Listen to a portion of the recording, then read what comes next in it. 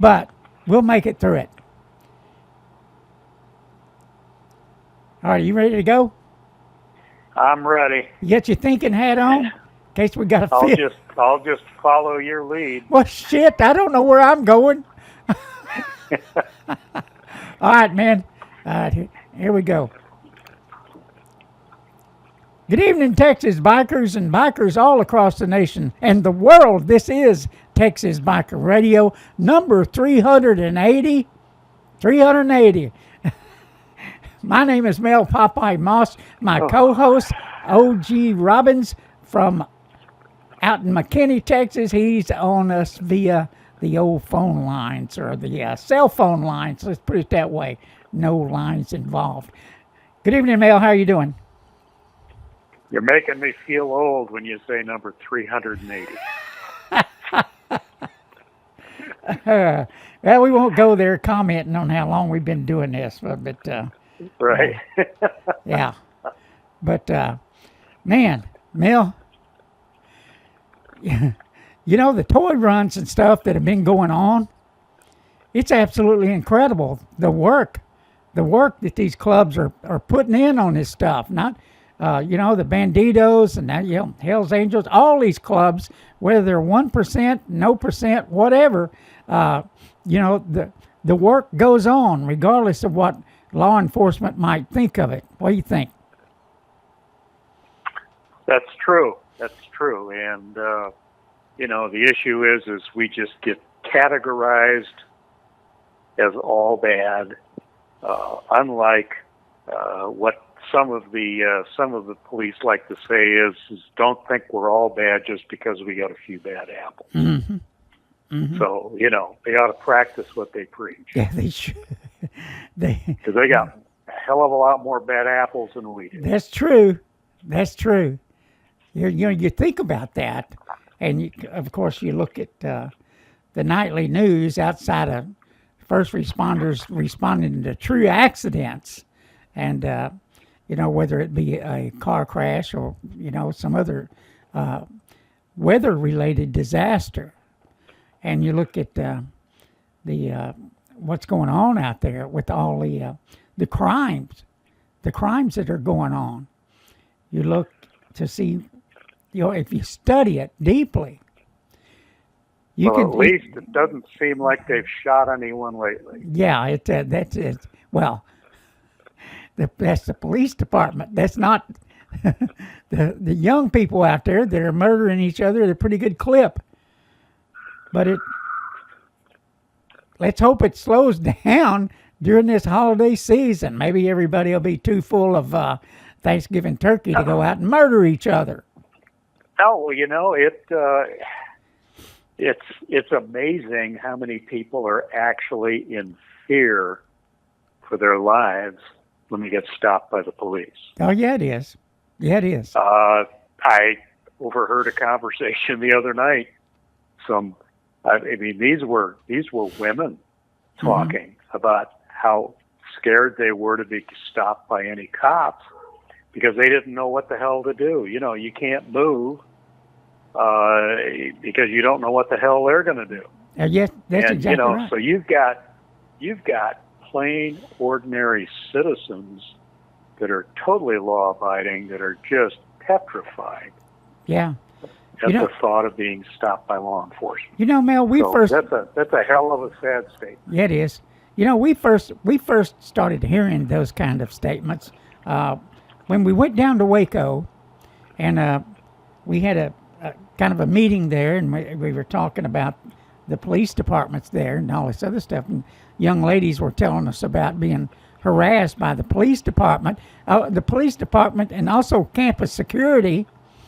With Baylor University, and we said, well, why aren't you filing complaints? And I will remember that conversation. Yeah, and their answer to us was, well, hell, we got to live here. We got to live here. I mean, that's how they were literally scared to death of the local police of Waco PD.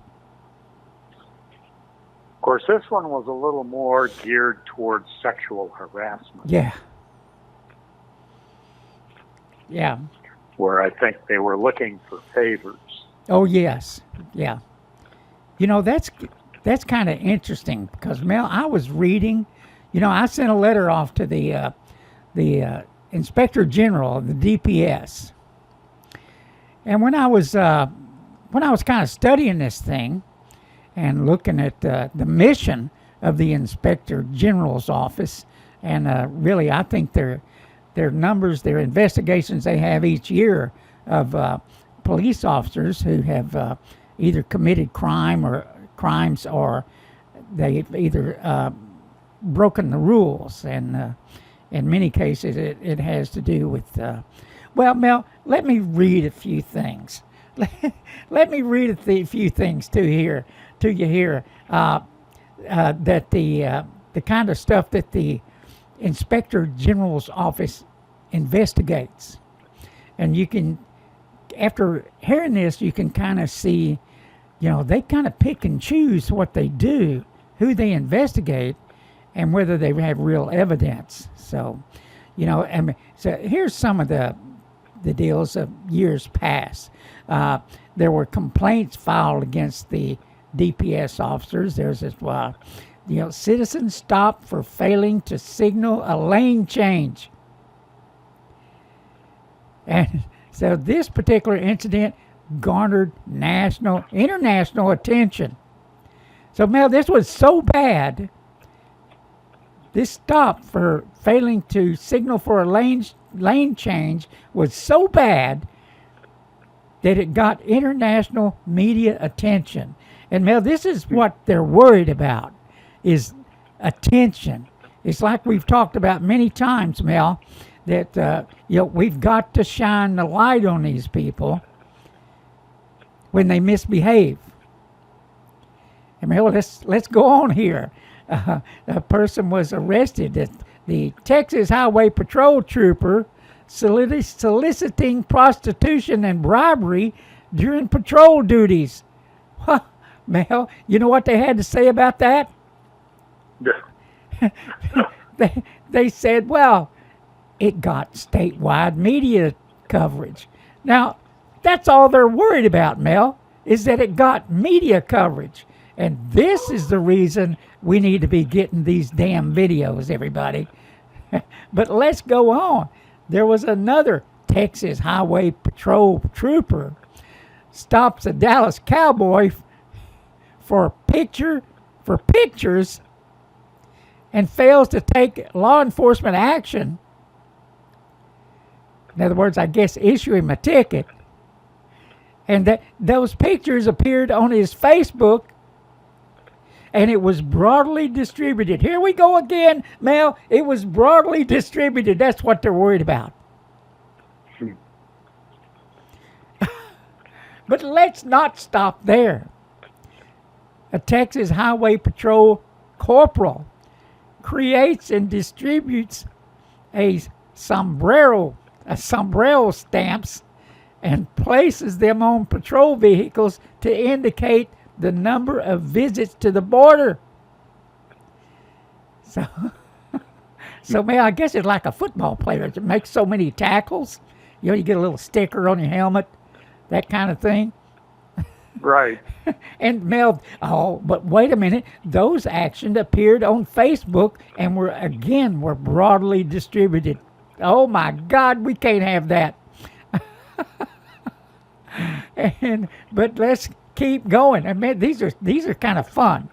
A Texas Highway Patrol trooper caught sleeping in his vehicle, and the image appeared on Facebook and was again broadly distributed.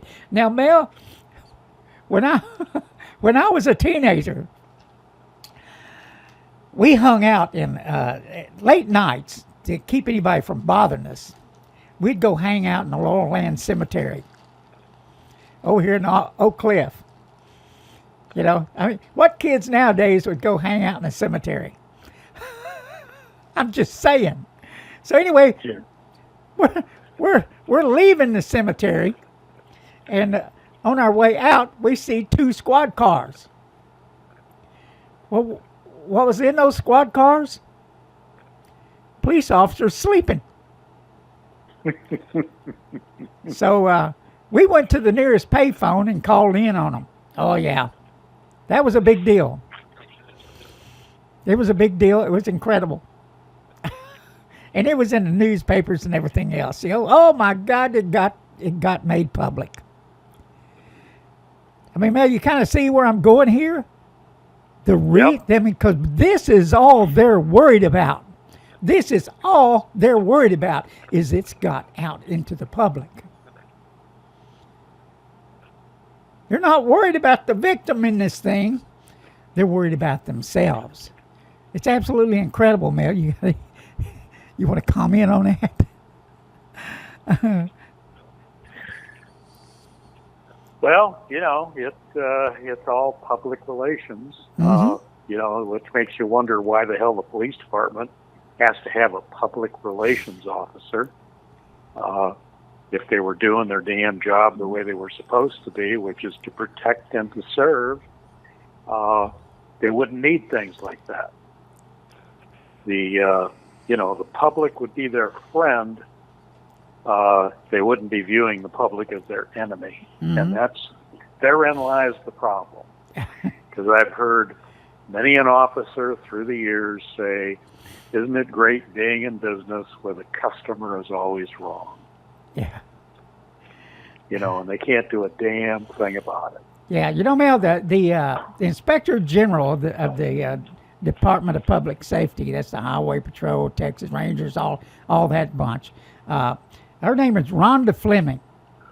Now, if you go out there and do a research on her, there's not many pictures out there. So I guess she's another one that thinks she's just so super secret. She can't have any pictures out there of herself, you know. So I guess that's what's going on. There's security, Right. You know, secret operations. You know, you can't know what in the hell we're doing. You can't get any information. But they put out this kind of crap that I'm seeing in their mission statement. But Mel, let's talk about what officers get in trouble in social media. There's another Texas Highway Patrol trooper takes a selfie in his patrol car with the arrested suspect.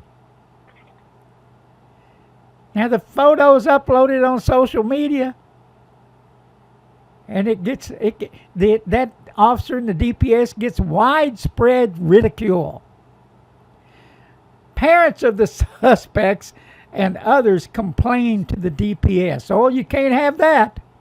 You can't have that. You know, man, I think, see, I got a birthday coming up here pretty soon, and to celebrate that, you know, we haven't heard from that Inspector General. Not even a comment that, hey, you know, go to hell. We don't have to talk to you. Nothing. So I'm going to make that letter public if we hadn't heard anything from them by then. Because that would be about a month and a half since I wrote that letter, I think. But let's continue with their social media escapades. A Texas Highway Patrol trooper posts hateful and racist comments on his personal and social media accounts, which conflict with the department's position of neutrality. So you got to have a neutrality position on race and other thing, and hateful position. We know they're hateful, Mel. We've experienced that on some stops that we've seen out there, like the one in Parker County, where the not a DPS officer but a local police officer tells the rider, "Hey, I'm gonna take you to jail as soon as you leave here from a convenience store. I'm gonna take you to jail for what you're wearing. Not that you've committed any damn crime. It's just that you even freaking exist." Now, Mel, that's hateful. You not agree? Say that again? I said that's hateful. When Oh, yeah. the police officer tells you he's fixing to take you to jail for what you're wearing. And no other reason. Well, I mean, the fact of the matter is, they've just gotten by with too damn much for too long. Yeah. And everyone just needs to start pushing back. Now, when we say push back, we're not saying, we're not advocating violence. We're saying push back and, protest, Yeah. file complaints, or do whatever it is you need to do to bring these things to light. Exactly, everybody. We need those videos and stuff like that. We need them to continue. If you get stopped, ride, record, and report. Get the information to us.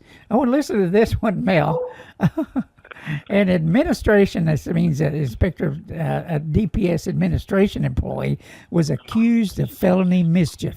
Now, hell, that, you know what? That leaves you to think, well, my God, that could have been any number of things. So that one was arrested, he or she. Oh, wait a minute now. A Texas Highway Patrol trooper accused of inappropriate behavior in a jail facility with the arrested suspect. Who might that be, Mel? That would be Trooper Nipple Ring. Oh, yeah. Hey, Michael Tice. I'll almost bet that's what this one is. Accused of inappropriate behavior. And it says here the events are covered by traditional news media and are debated on social media platforms. I guarantee you. Hello, Officer Tice. You made the news in the Inspector General's report. And that's what this stuff is. I'm calling out to you. It's in your damn reports. But you know what? As I look at this stuff,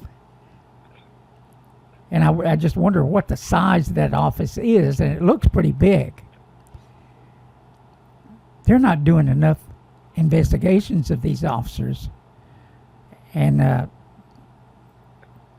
as you and I have talked about before, we've seen police officers, because we worked in the security industry, in the alarm industry, and we've seen police officers frame people.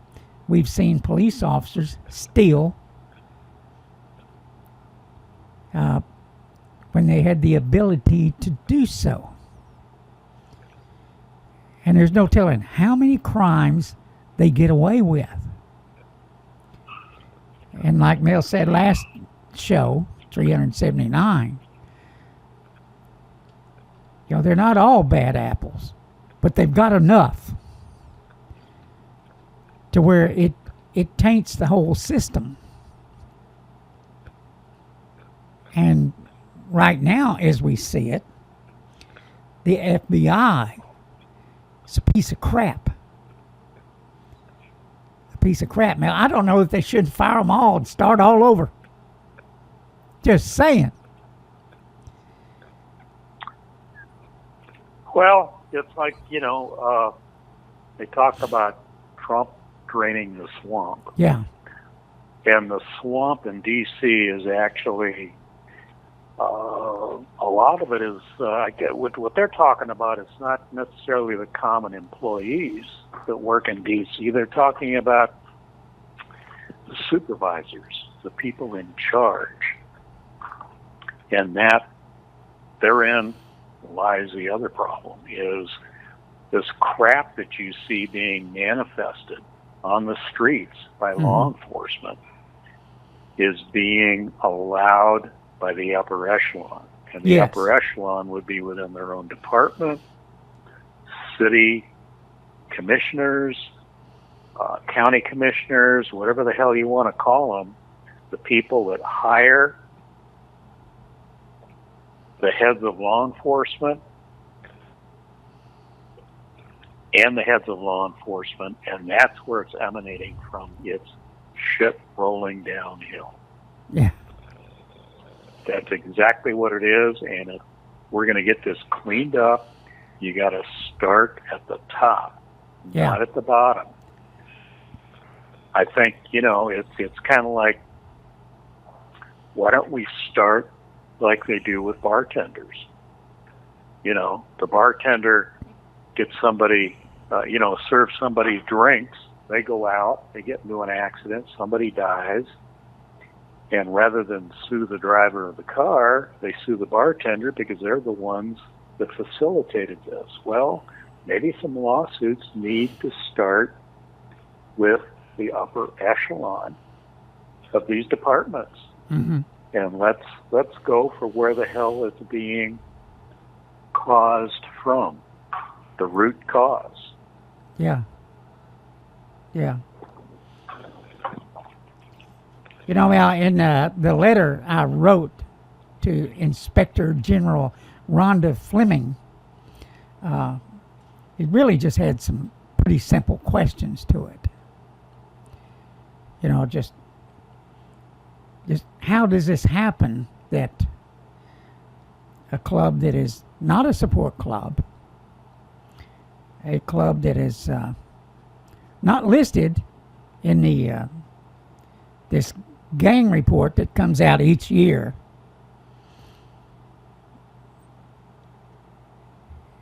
and a club that their mission is the Constitution and people has had their constitutional rights violated. How did they end up in a gang database? A club that's never been convicted of any kind of criminal activities at all. I mean, not even on the freaking radar, Mel.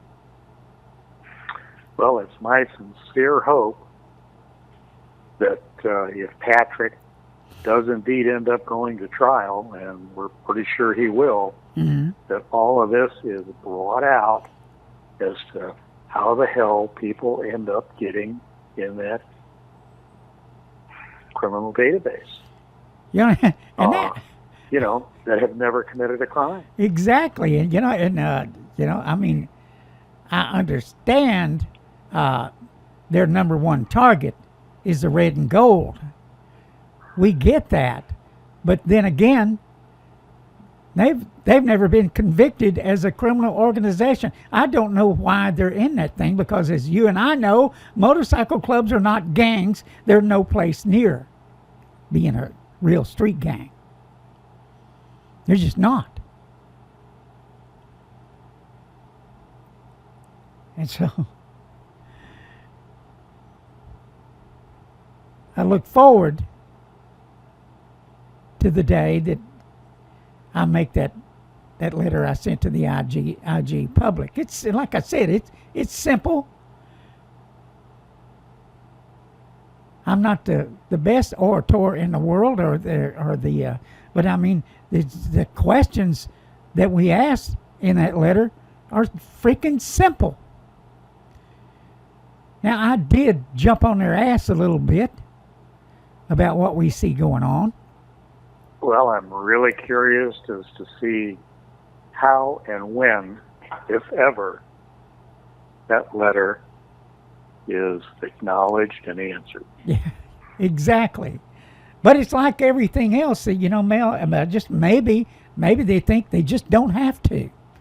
And by God, I'm not going to give that the time of day. I'm not even going to look into it. Even though I know that people are in that gang database that shouldn't be there, people that have never committed a freaking crime in their lives, and they're there anyway.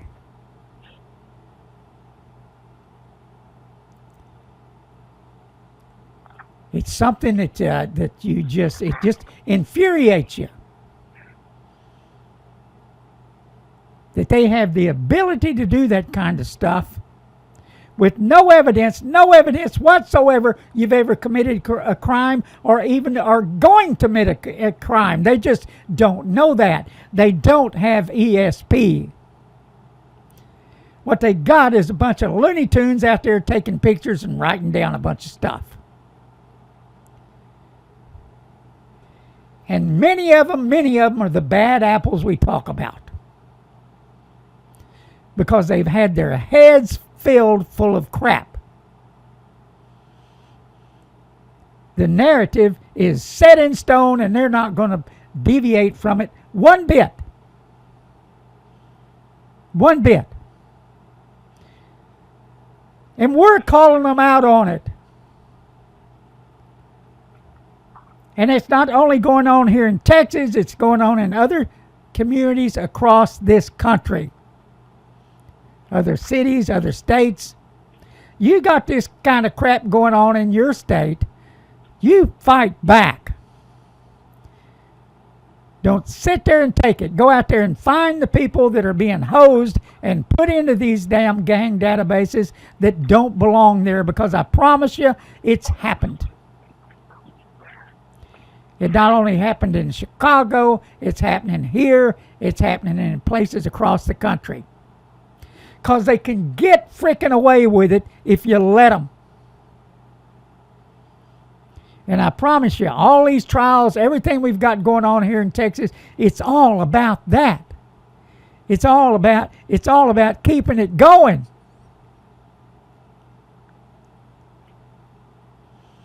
And we got, just like Waco, we got to shine the light on these bastards.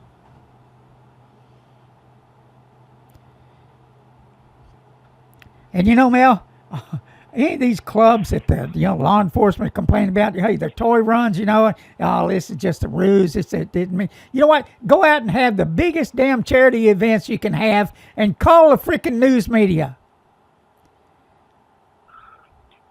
Get them out there. Even if you got to do it in front of their station. Make them recognize that we're out there doing the right things. Make them recognize that we're not the damn ones that are out here robbing all these convenience stores and murdering people. Oh, yeah, we get crossways with each other every once in a while, but it's not to the extent that law enforcement would have you believe. And in many cases, it's all freaking instigated. Now, I wouldn't give you a dime's worth of dollar for an undercover officer or CI.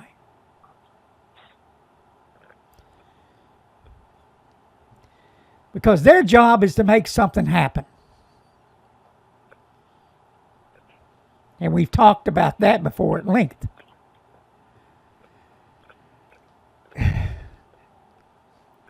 Maybe I should settle down.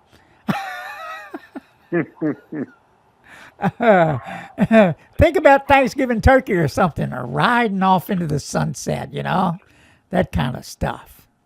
Things we like to do. We do love two wheels. Hey, Mel, what do you, just for a quick change of pace here, what did you think about that YouTube video I sent you about that? What was it? Can't remember the name of it. The name of the non-club was Ice Cream Men from Hell. Oh, yeah. American MC? Yeah. Ice Cream Man from Hell? Yeah. Mel, is that would that be a good training film for a club that's considering maybe taking the next step into the world of an RC and an MC? Would that be like? Yeah. Except, what jumped out at me was, they kept talking about going from. Now, this was just an association of riders, right? Guys from 3 different states. Yeah. That comprised total ridership of probably about 14 guys. Yeah. And they're talking about chartering an MC. They barely know how to mount a motorcycle. Even though, they ride okay and all that. I guess that was kind of a euphemism there, but yeah. They didn't know their butt from a hole in the ground relative to protocol. Yeah. Rules or anything. And now they met up with these Hells Angels, and of course Hells Angels approved that part of the video that was produced that they were involved in. But they were talking to him about, what they need to do to become an MC. Now, nowhere in there did I hear anyone say, you really ought to consider becoming a riding club first. Yeah. These guys are talking about jumping straight into the MC world. Now, they obviously don't even have enough people in at least 2 out of the 3 states to even charter a chapter. Yeah. Nor do they even know where the hell the club ought to originate from. Yeah. But nonetheless, it was kind of interesting. It was kind of educational relative to if you want to do a startup thing, there are certain things and rules that you need to follow. So it was kind of entertaining. It looked to me like there's going to be a series of, 7 of these? Yeah. Where they're going to gravitate towards, I guess, becoming an MC, which ought to be interesting. Yeah. So, we'll have to see if more of them become available, what it's all about. Yeah, right? they can't even agree on what speed to ride. But all it was all, a lot of it was conjecture on these guys who were afraid they were going to get the crap kicked out of them. Oh, yeah.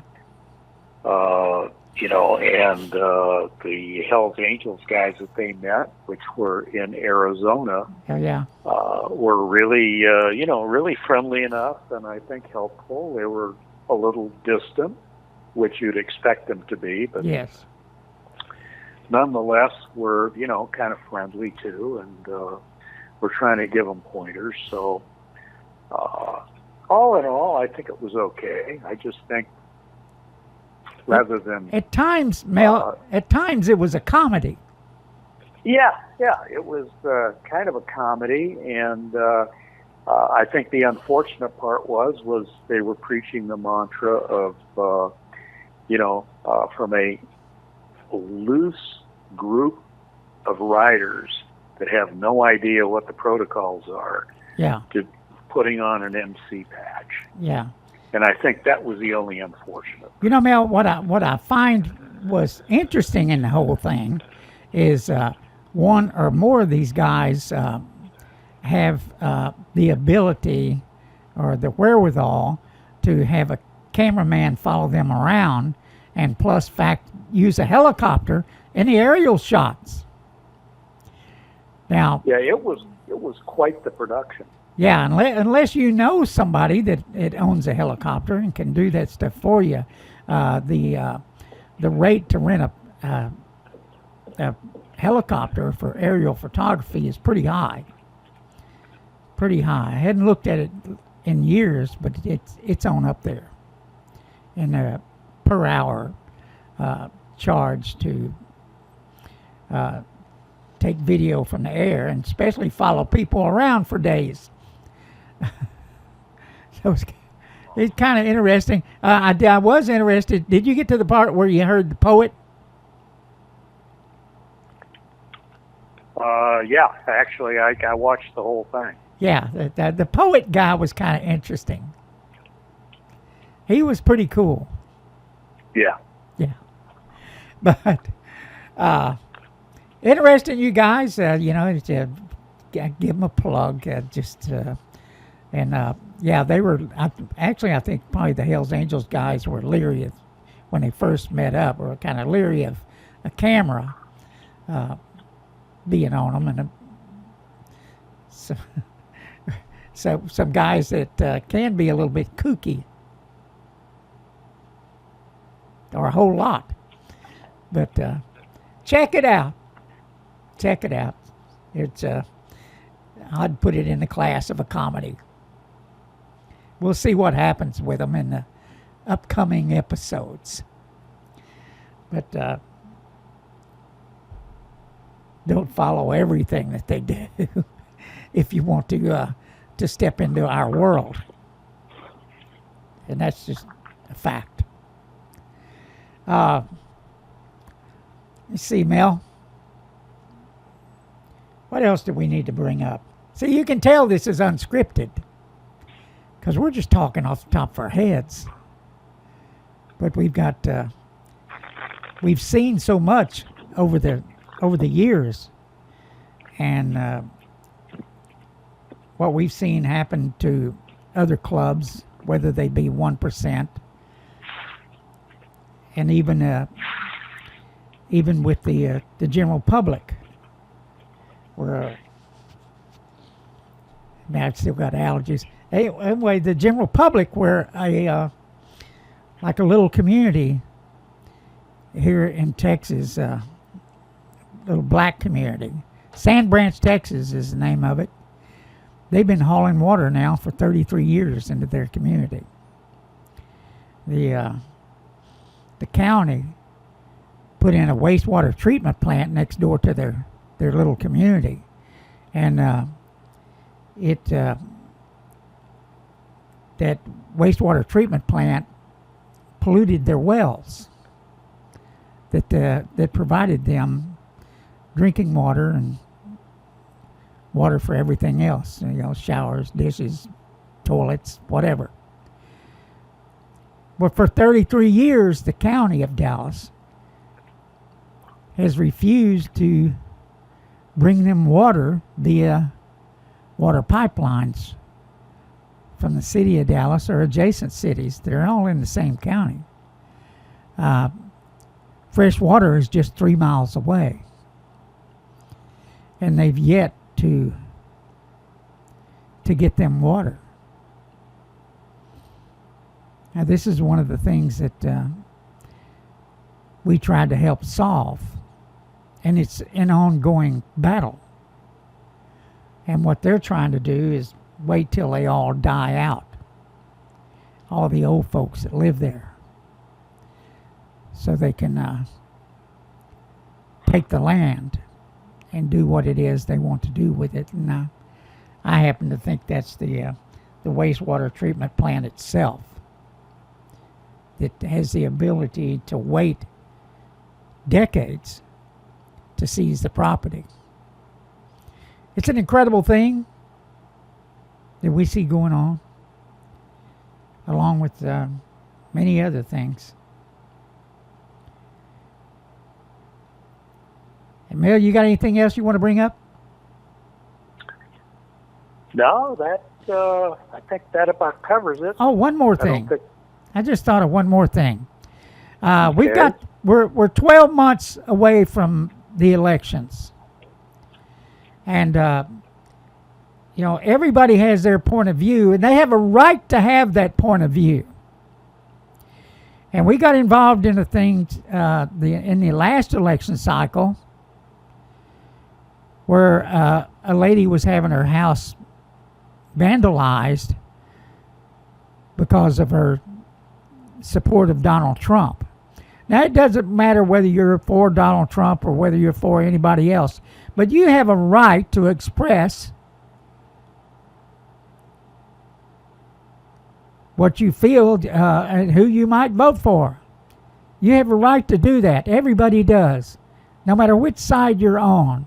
And for somebody to run out there and vandalize property and threaten to kill people over it, that's just uncalled for. And Mel, we got involved in that, right? Yes, we did. And I find it amusing that, as usual, conservatives are probably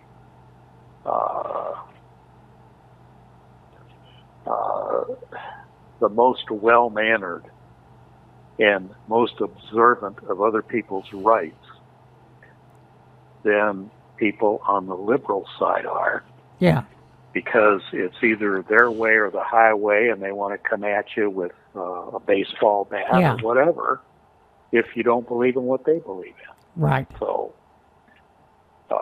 I guess, we'll be ready to ride again. Yes, we will. Yes, we will. Don't let bullies, whether they be law enforcement or whether they be the nuts out there in these political parties, and it's not too hard to find them. Don't let these bullies push you around. Stand up. Stand up. And Mel, I think that's a wrap. Yep, I would say happy Turkey Day to everyone. Yes. Try not to overeat too much, but be sure you check your tire pressure before you get on that bike. Yeah. The weather changes that stuff, everybody. So make sure, ride safe. Ride safe, No, everybody. In all seriousness, the temperature has dropped enough. I'll guarantee you the tire pressure in your bike is probably at least 5 pounds light. I'm going to check mine right now. Okay. Ride safe, everybody. Have a All right. have a Good great night. holiday. Bye-bye.